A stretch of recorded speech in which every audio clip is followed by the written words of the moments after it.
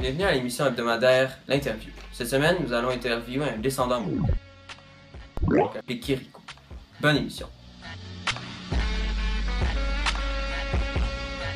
Bonjour. Ici, nous sommes avec Kirikou, un descendant de la tribu Makakien. Et nous allons lui poser quelques questions sur son mode de vie. Alors, premièrement, d'où viennent les Makakiens? Les Makakiens viennent de l'Inde, mais vers l'année moins 30 000, nous avons traversé par le passage de Beringie pour arriver au Canada. Lorsque vous êtes arrivé au Canada, où étiez-vous installé? Nous sommes installés au sud du Québec, près du fleuve Saint-Laurent.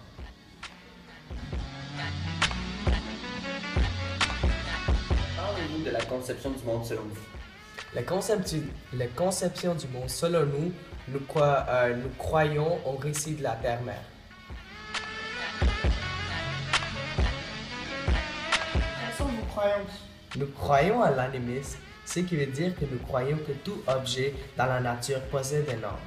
C'est pour cela que nous respectons tout ceci et tout animal que nous chassons.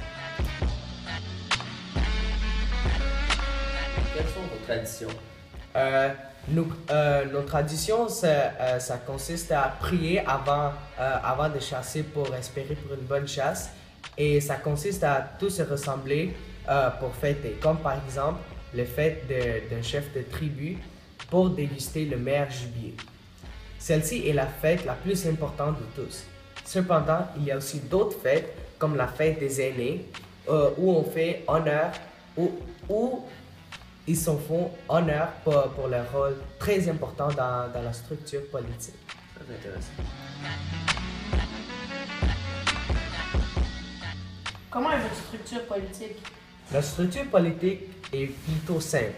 Nous avons tout simplement un chef qui est élu par les aînés de notre tribu.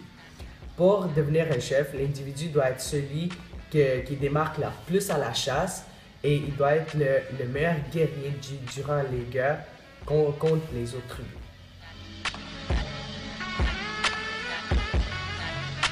Alors, Kirikou, parlez-nous de votre mode de vie. Notre mode de vie, nous les Makakiens, nous sommes nomades, donc nous suivons le gibier qui se déplace vers les régions plus chaudes. Nous vivons dans des campements temporaires au nom d'Abitibi qui se défont rapidement et facilement car nous nous déplaçons souvent. Ceux-ci sont faits de longues branches de bois, ainsi les fourrures des animaux, car nous utilisons les animaux à 100% parce qu'il faut respecter la terre-mère, car c'est dans nos croyances et traditions. Les Abitibi ressemblent beaucoup aux Wigwams.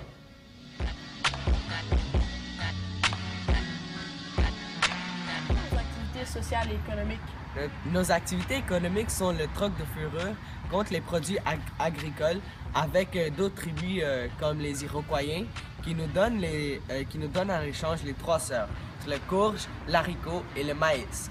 En échange de nos fourrures de l'ours, de loup, de castor et de chevreuil.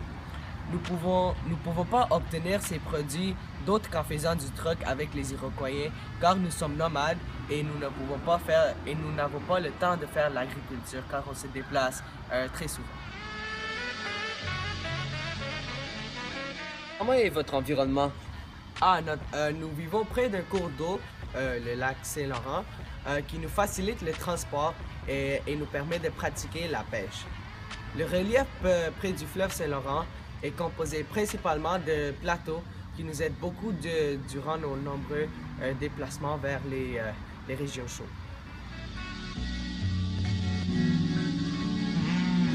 Kirikou, parlez-nous de votre alimentation. Nous vivons principalement de la pêche, mais nous faisons aussi de la chasse, des loups, des castors, des chevreuils et nous vivons aussi de la cueillette et on fait la cueillette des petits fruits. Alors, merci d'avoir écouté l'émission de cette semaine. J'aimerais remercier Tudor Larue pour m'avoir aidé à interviewer Kirikou. Ainsi, remercier Kirikou pour avoir accepté d'être interviewé. Ainsi que Adam Robinson pour avoir filmé le tout. Et un gros merci à Louis-Éric Vanier pour avoir fait une super belle recherche. Merci et à la semaine prochaine.